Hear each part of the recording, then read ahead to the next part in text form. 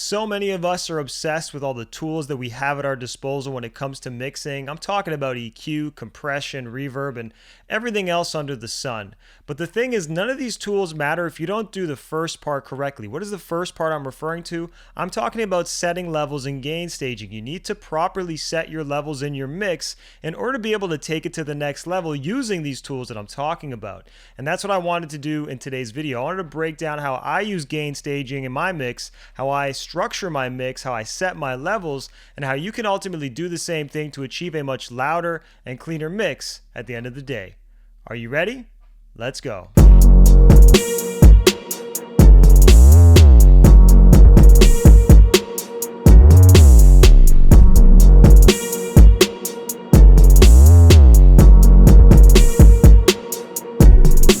5. What's going on, ladies and gentlemen? This is your boy 5-Piece producer and engineer extraordinaire. Welcome back to my channel, and if you're new here, welcome for the first time. I appreciate you for tuning in. In today's video, we're going to talk about a fundamental and super important thing when it comes to mixing, and that is setting levels. I would argue that setting levels is 90% of mixing, and all that other stuff, EQ, compression, all the techniques that I've shown you in the past, that's really that final 10% that's going to help you excel to the next level. But a lot of people mess this first part up. They don't set their levels correctly, and this could create a lot of problems. It can really prevent you from getting a loud and full mix, and it can even create issues if you're going to be working with somebody else like a mastering engineer. So in today's video, I wanted to clear the air for you, show you a few tips, and show you really how I set levels in my mix. So with that in mind, let's jump onto Pro Tools and I'll show you what's going on. All right, in true 5-piece fashion, I've got a session here. It's loaded up. It's all of the individual track outs to a beat that I made in Ableton, but this will be a really great primer for you guys to see how I approach setting levels. And even though I am going to be focused on the instrumental side here, a lot of things that I'm going to discuss will absolutely apply to other types of sounds, even if you don't hear it in this session, whether it's stuff like guitars or vocals, etc. All of this is applicable. I really just want to make sure you understand how to think about setting levels in the first place. But with that in mind, let's first address the setup. How do we set this up so we can properly gain stage everything? Well, what I want you to do is I want you to think about a pyramid. Imagine a 3-story pyramid, okay? And on the bottom, what you're going to want to kind of picture in your head is these individual tracks. These are all individual tracks: basses, kicks, claps, synths, pads, all kinds of stuff, right? I want you to picture that being at the very bottom level, okay? And what's going to happen is we're going to want to basically have everything sort of go upstairs slowly. And what I mean by that is we're going to have our individual tracks on the bottom of this pyramid, right? And then one level up, we're going to have our groups. So all of our groups are going to be there, and that's where all these individual tracks are going to flow up to. And I'm going to talk about what groups to create. But before we get that far, I want to talk about the final part of the pyramid, and that would be the final master out. So the final output, okay? So what I'm talking about here is a 3-step process. First, before you do anything, you want to set this up. So we understand that we need groups in order to have more control over the sound. So what we're going to do is we're actually going to create those groups now. I'm going to create 4 stereo aux inputs. This is specific to Pro Tools. There's a little bit of a different process to create these. In your DAW, you're really just trying to create any sort of grouping. So I know in Ableton, you can create a group. Logic, you can create some sort of aux or send bus. I think they call it a bus specifically. These are all the same thing, so don't really mind about the language or the jargon we're using here. Aux input is just what Pro Tools happens to call it. So I've created 4 of them, and let's just start labeling these so you actually know what they are first, okay? So the first one's going to be Drum Master. Second one's going to be Bass Master. Third one's going to be All Instrument Master. And the fourth one is going to be FX Master. So these are the 4 that I typically create. Now you may have some different ones. This is just my preference. I've seen people definitely break the all instrument one down a little bit further into things like pianos and guitars and more specific intricate groups. For me, I just kind of put all instruments together. I keep all my basses together. I keep all my drum sounds together, and then my effects, so my reverbs, my delays, specifically ambience kind of effects, they'll go to this last bus, okay? But these are going to be the 4 masters that ultimately every single individual track flows up to. Now, of course, you could tell by looking at the I/O that they're not routed right now. Your DAW, if you're using something else, might automatically do that, but Pro Tools is very customizable, configurable, so we actually have to manually set this up. So I'm going to do that really quick. I'm going to just set each of these to have their own unique input. And you see that 57, 58, 59, 60, etc. Each of them has their own unique input. And I'm going to quickly relabel them just to be organized. All right. And now that we've done that, what we're going to want to do is we're going to actually want to go into this session, into each of these individual tracks, and route the output so that it goes to what we just created, these tracks that we created or these groups that we created. Again, your DAW might allow you to skip this step, but I'm just going to cover it.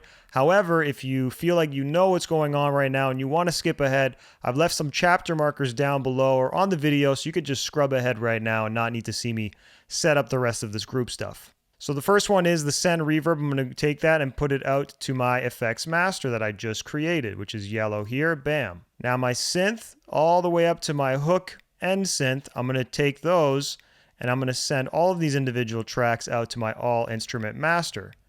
Bam. You see they all changed. All the red stuff here, these are drums. I'm going to send that, of course, to my drum master that I just created. And now my sub and synth bass, I'm going to do the same. And I'll send it to the bass master. And now my tag, I'm not going to leave this out of 1 and 2. What I'll do is I'll include that actually with my all instrument master. I'll actually drag it down and put it with that group of sounds so that way it's not getting lost or overlooked in the mix. So now that we have it set up, what we're going to want to do is just quickly play it and make sure that we can see level coming into each of these groups. Again, keep in mind all these levels are set to 0, so this is not balanced or blended at all, but I will make this easier on you in post-production by turning it down ahead of time.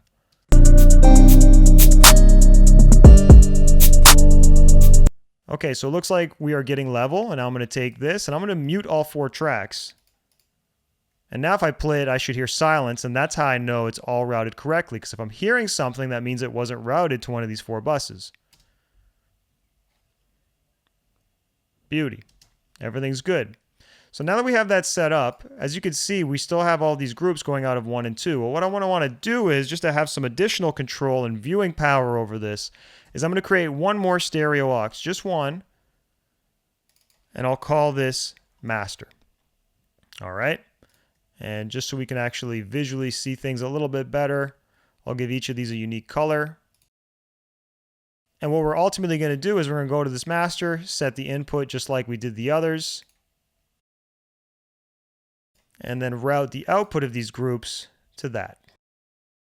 And now the final thing I'm going to do is I'm just going to solo safe all of these channels so that way nothing gets funky. If I decide to solo something, I'll still be able to hear it because, of course, if I solo this as an example, you see everything gets muted. So we want to make sure that we solo safe everything to avoid any of those annoying little issues. And for anybody wondering, all you got to do is hold the command button and click. If you're on Mac, it might be control on PC, but if you do that, your solo should become grayed out.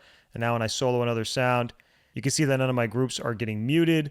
And that's a good thing. We want to be able to hear this and ultimately hear the track that it's feeding to. But now we have the pyramid set up. Mind you, it's kind of upside down, so I might actually switch this metaphor to a funnel. How do we figure that out? Well, basically, you have the individual tracks starting at the top of the funnel. As you go down the funnel, it goes into the groups, and then at the bottom of the funnel is the master. So each of these feed into each other. And as you're going to be able to see when I play this now, if I mute the master, we're not going to hear anything. So now that we have the groups and the masters and all the routing stuff out of the way, we're actually ready to begin talking about setting levels. And the reason why I'm using this method is because I have 3 different variables, or volume variables at least, maybe even more, that I'm able to control. So for example, I can control the volume of a sound here at the individual track level. I can control it here at the group level. Mind you, it will affect everything in the group, of course. And then the same thing here with the master, but of course the master will affect absolutely everything. So we're really going to focus on these individual sounds from here on out, but we're going to use the groups and the master that we just created to monitor the level and make sure that we are not pushing things too far, or maybe the opposite, having them be too quiet. We're going to talk more about that in a moment, but with that in mind and the setup out of the way, let's actually talk about the process of setting levels now. So what we want to do when we're setting levels is we want to start, first of all, from a really great reference point. That reference point is going to be, in my opinion, having the volume of every single sound extremely low, or basically at infinite, where you can't hear it at all. So if I take all of my tracks here and I bring them down, right now when I play this, we're not going to hear anything because everything is at infinite. and that's a good thing, right? We don't want to be able to hear anything. You look at our groups and our master, there's no level coming in. You might see it on the individual tracks, but the actual audio is not coming out, right? And that's fine. That's what we want to start with. So this, at infinite, is really where I start most of my mixes. And from there, we're actually going to start working on building levels. But the first question that we need to answer is, what should you start to build your mix around? What level should you set first? But my answer is, usually you want to start with whatever is the most dynamic sound, or whatever is the most important sound in your mix, or whatever sound you are struggling with getting to cut. Maybe you're somebody who's been mixing for a while and you just can't figure out why your 808s aren't cutting through. Well, maybe you need to start your mix with the 808 and build around it. Whatever you start with is really going to set the precedent for the rest of the track, and you're going to build everything else around it. So you want to choose the right thing. Now, I generally choose that first option, which was the most dynamic element in the track, and that's usually going to be the kick and the clap or the snare, right? The drums in general, drums and bass are always going to be the biggest sounds, and I always recommend starting with them because they eat up the most amount of headroom. Headroom is, of course, the distance from the top of the track, the clipping point of the track, past digital zero. You want to try to avoid clipping, and before I even get any deeper into that, let's talk about our goals when it comes to setting levels. Really, we have 3 goals in this process, and the first goal is to maximize loudness. So get every single track as loud as possible, but with the second goal being without clipping, preventing clipping, okay? I know some people like to clip on purpose, and there's a whole conversation about that. That's a valid conversation, but when you're first starting and trying to figure this out, don't go crazy. Don't try to break the rules. Learn the rules first and then start to push it. And with that in mind, what I'm suggesting is, of course, adhering to that second goal of preventing clipping. We're maximizing loudness, trying to get as much volume as possible, while also trying to minimize or avoid clipping in the first place. And then the third goal in this process is we want to create a fulfilling blend between the elements that we're mixing.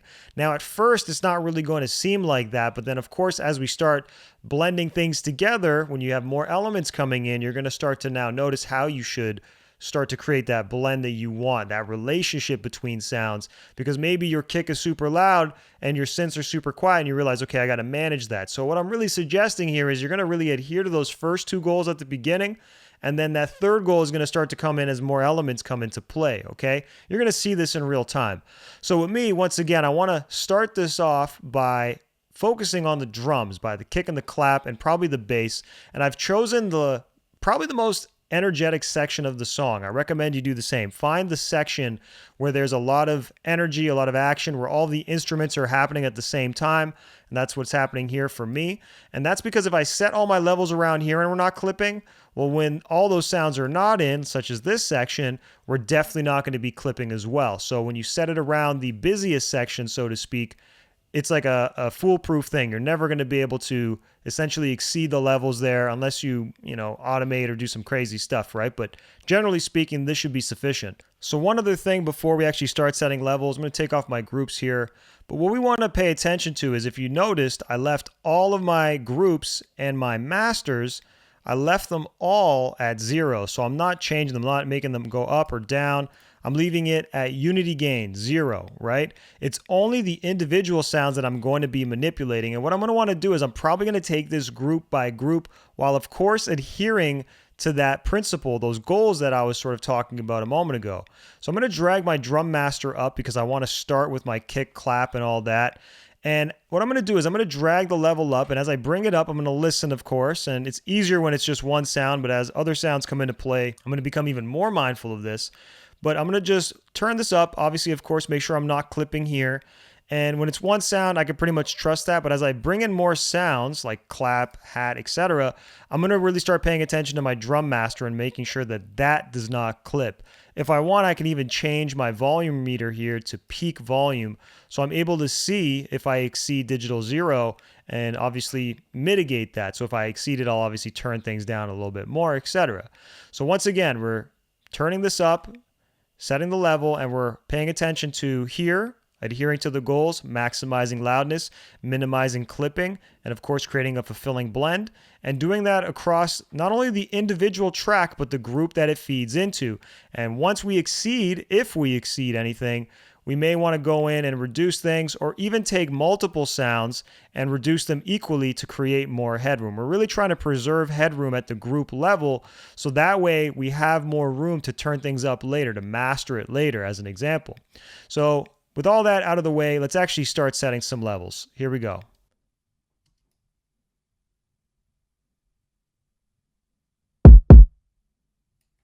So right now I'm exceeding, right? I'm at 0, we're at 0.3, right? Now I will say this kick is a little hot. You can already see I've turned it down just a smidge, but I'm gonna leave it at that and maybe just bring this down.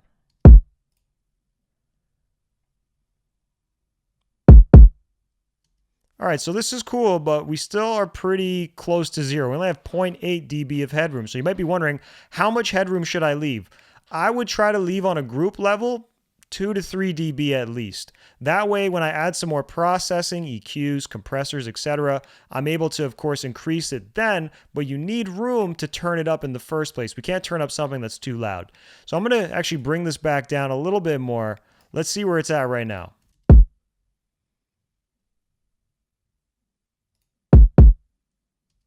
See, now it's significantly quieter. It's at 5. So I'm actually going to turn it up just a smidge more.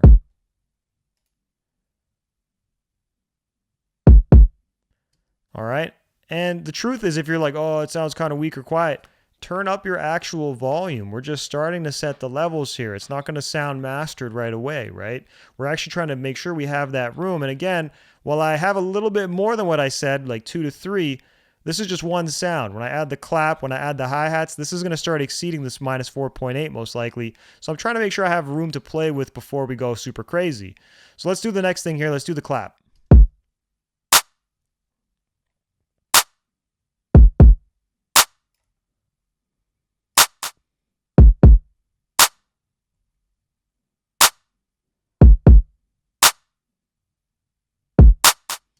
So not a whole lot of logic here, really just setting this to the level that I think is most appropriate. I see that we're not clipping. We're getting close, but we're not. And then I'm also seeing we're not clipping here, of course, and it's working fine. I like the blend between these two sounds, and I'm obviously keeping in mind those other goals that I said. So far, so good. Let's do the pitch tats next.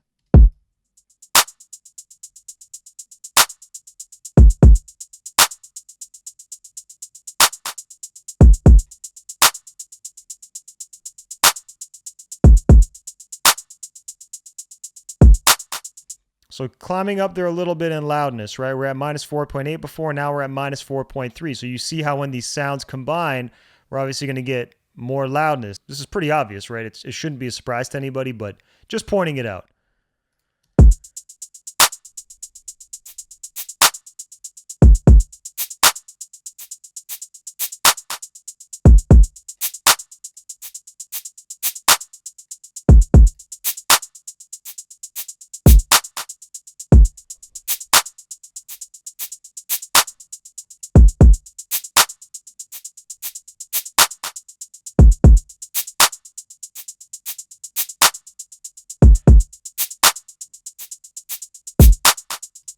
So you see at the end we get pretty loud, right? I'm not too sure what it is that happens towards that point, but we're going close to 0.6.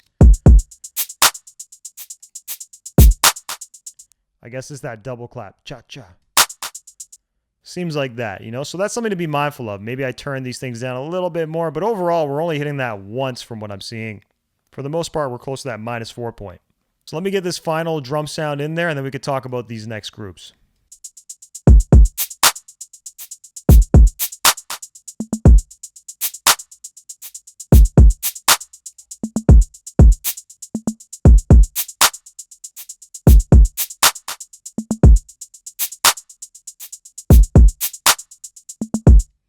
Right, and you see now we're obviously significantly louder with all of these elements in there, right? This is why it's important to be mindful of that, because a lot of people will just set these levels super aggressively in the first place, and then their group, if they even have one, will just be smashed, just popping out of the gills in the red, right? Super crazy distortion, all that stuff, and people can't figure out why their stuff sounds so flat and whack. It's, well, you're not gain staging it effectively in the first place, and that's what this video is all about. But no diss. It's a reality that a lot of us face, especially when we're learning this for the first time, and sometimes we need additional reminders later, which is also what this video is for. So now that we got the drum set up, just to kind of point something out, again, if I want to get more level, I can actually take these tracks and group them. And now I can actually adjust the volume of all of them. I like the relationship between them, right? And I can adjust it all equally. So let's say I want to go up 0.5. Bam, everything is now 0.5 louder. The next thing that I'm going to set up, now that I've done the drums, right? I did the most dynamic elements, really. The kicks, the claps, the hats, all that stuff. The next thing I want to do is the basses, because those are really big sounds, and bass eats up a lot of headroom. And you might be wondering as I'm doing this, well, you've talked about the individual tracks and the groups. What about the master? I don't want you to worry about the master yet, because that master is guaranteed going to be clipping most likely. We're going to address that later by managing the actual volume of the groups, but I'm going to get to that in a moment. First, let's finish going through each of these sounds. So first, I'm going to start with the lower bass, which is a sub. So check this out here. Same sort of principles apply. I'm going to drag up my bass master so I have a visual. I could see, what the volume looks like when these two combine. And I'm going to start with the lower one because that one's going to be way more impactful. You can see it's louder just by the waveform size itself. And I just want to make sure we account for that first. So here we go.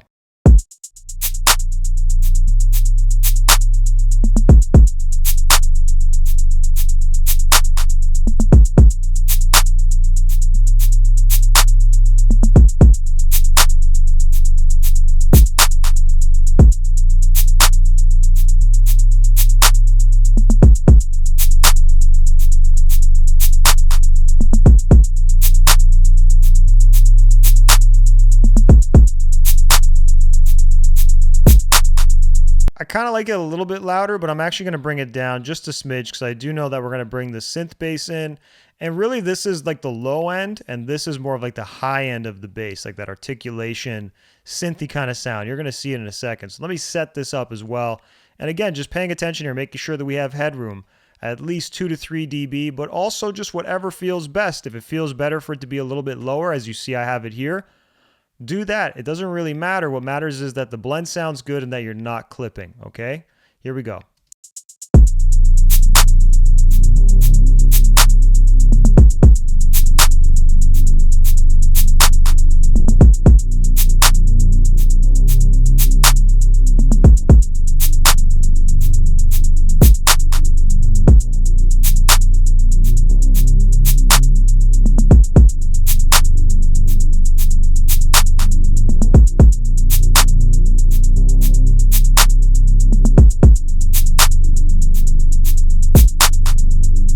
Okay, cool. So that's working so far. We're not clipping, got a lot of headroom.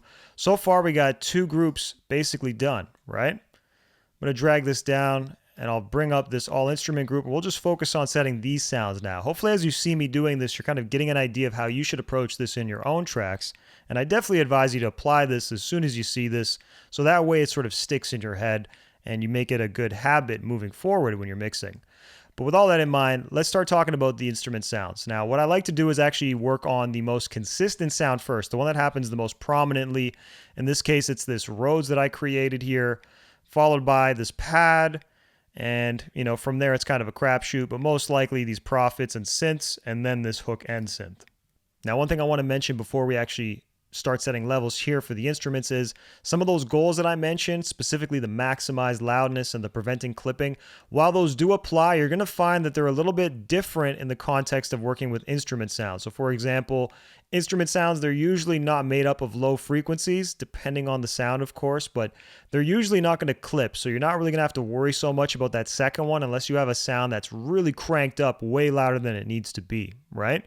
And that maximized loudness is sort of the same thing. You may not necessarily be able to get as much loudness out of it without it affecting how it actually sits in the mix. So for here, we're really going to want to focus on, of course, still being mindful of those two, but really we're just trying to get a fulfilling blend with the context of the drums and the bass. All right, so with that out of the way, let's talk about setting this Rhodes up first.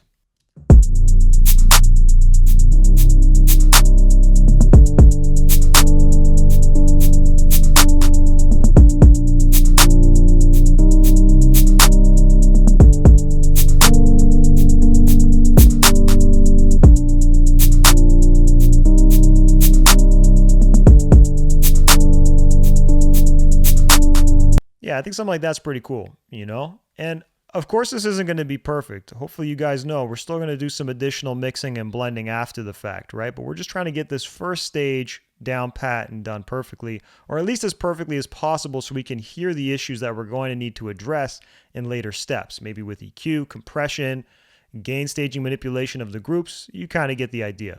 Let's do the pad next. Here we go.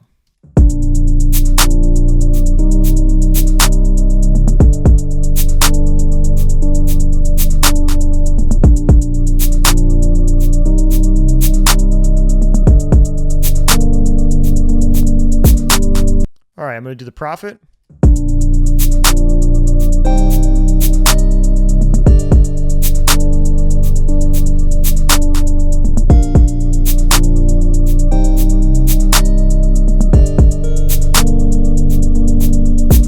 And I could honestly already hear how the panning is going to be super interesting on this track once I execute it, right? That's the cool thing about this part is as you do this, you start to think about what other steps can you do, but you're still staying disciplined enough to focus on the task at hand, being setting the levels appropriately. So now that we did that, let's do the hook and synth here.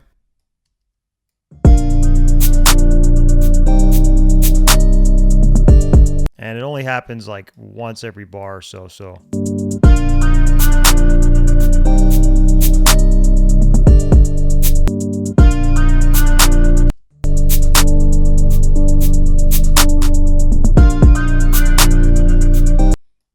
So it's kind of like a motif. Maybe turn it down just a smidge.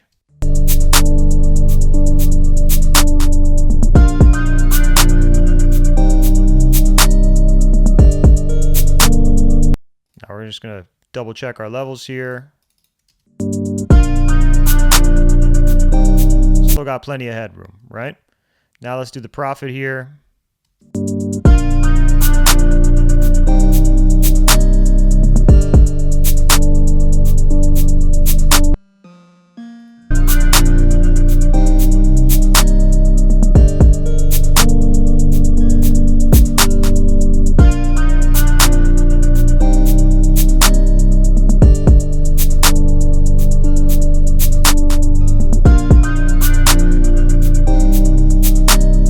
Kind of like a counter melody. This is more intended to be felt than heard, so obviously I'm kind of burying it a little bit in comparison to the other sounds. And if you couldn't tell, like, I'm not focused on the number. I'm not caring what this number says. It could say plus 20, minus 20. Does not matter. What matters is how does it sound, right? Does it sound good? Yes. You know, am I clipping? No, that's a good thing, right? Am I maximizing the loudness here? Is everything kind of filling the the void of the track, right? Is it all just sounding good? Is it fulfilling? Is the blend fulfilling? Yes. Then we're good. It doesn't matter what the numbers say. I know sometimes we get obsessed with how things look, but music isn't something you look at. It's something you listen to. So remember that as you're doing this as well. So let's do this final sound here, or the final couple sounds, which is the synth.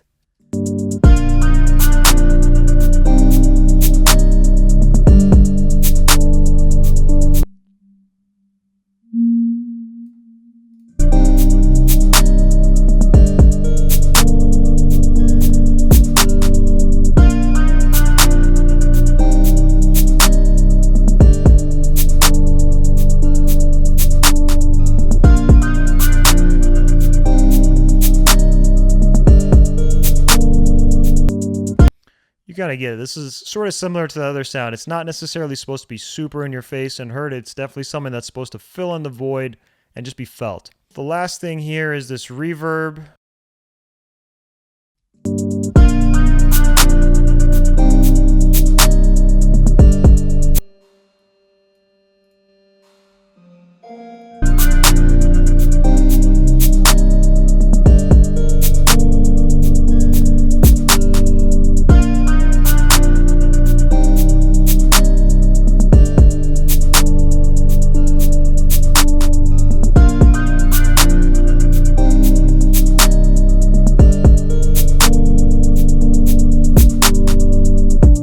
Set that reverb level pretty straightforward, right? You see we have tons of headroom. Definitely not going to need to worry about the sends usually unless you got something crazy going on. Sort of the same thing applies with the instruments, right?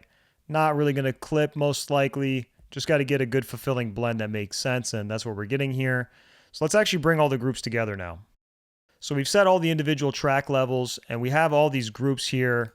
And let me actually just put them all back to the volume, right? So this is all coming out just at straight up 0, okay? I'm going to kind of ignore the individual tracks from here on out. All we're going to pay attention to is the master itself. So let's see how these are all blending right now, all at 0.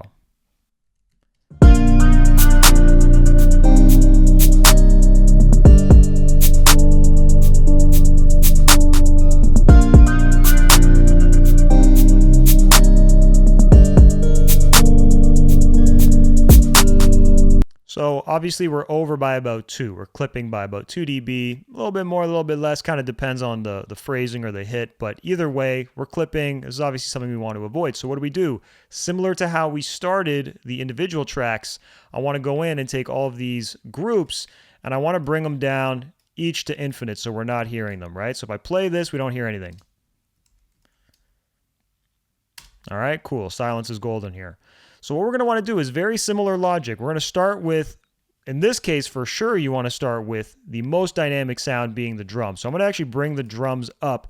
But what we're going to do is we're going to want to keep the master in a little bit of a little bit more headroom. We want to preserve more headroom here. So you always hear numbers being floated around like -6. -6 is cool. You may want to be somewhere closer to -2, -3. I actually find I like it better when it's hotter, when it's closer to 0 than when I have so much headroom. But everybody's a little bit different. As long as you have some headroom so that the mastering person that you're going to work with can do their thing, you should be okay. But in this case, let's try to keep it closer to that 6 dB kind of range just for the sake of the example. So I'm going to take my drums and I'm going to do that first. I'm going to set the level of that group first. Here we go.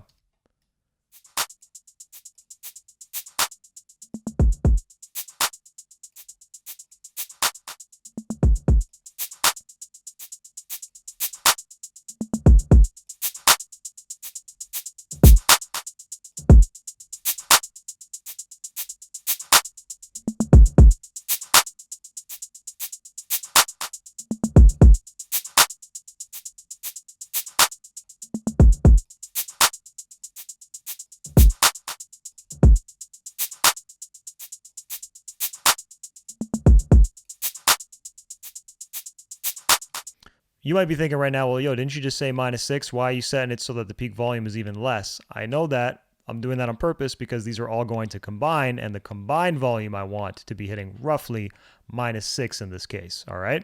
So having it set a little bit lower, you see that we're getting about almost closer to that -10 kind of range with the drums alone. That's usually a pretty good sweet spot to bring everything else in because I find once everything comes in, bass, etc., you're going to be closer to that -6 point in this case. Usually, we'll see how it goes. So let's do the bass next.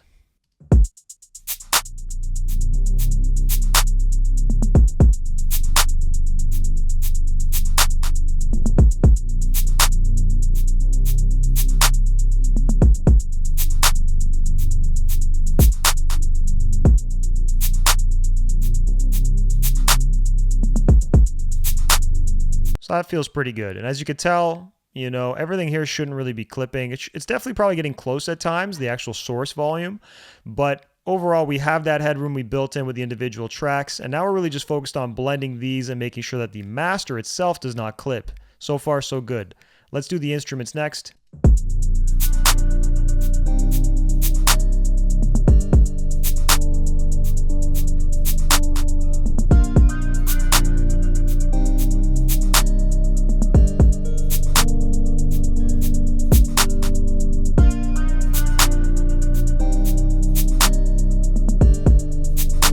So somewhere there feels pretty good. I find that I'm always setting the instruments a little bit lower than where I think. And I find that over time, especially as you do like compression and stuff, they're really going to start to come out a little bit more in contrast with the other sounds, right? The drums, the bass, etc. Now let's do this final one being the FX Master, which is really just one channel, but you may end up having more. You might have delays and all kinds of other time-based effects. They're all going to be in this group, so let me show you that. Here we go.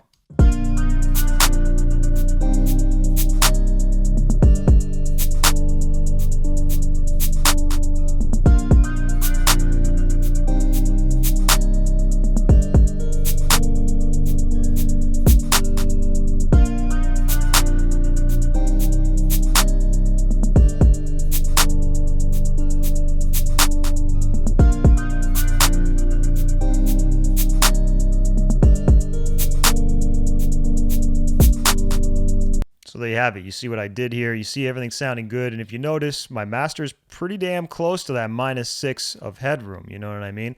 It's never going to be perfect. It's never going to be equally 6 the entire time. It's going to kind of float. It's going to be a little bit higher, a little bit lower. You see it's going as high as -4.7. Sometimes it's dipping below. Totally fine. As long as it's in that range, and most importantly, that you have the headroom to actually play with later, that is really the key thing here. So there you have it. This is how I approach setting levels. I hope you guys pulled a few gems away from it. And if you did, please let me know, what was the biggest one that you got? What is something that you learned here or got reminded of that you're going to implement into your mixes right now? Leave it in the comments below, and I'd love to continue talking with you there. If you haven't done so already, please smash that like button until it turns blue so more people like yourself can be exposed to my content and benefit from this knowledge.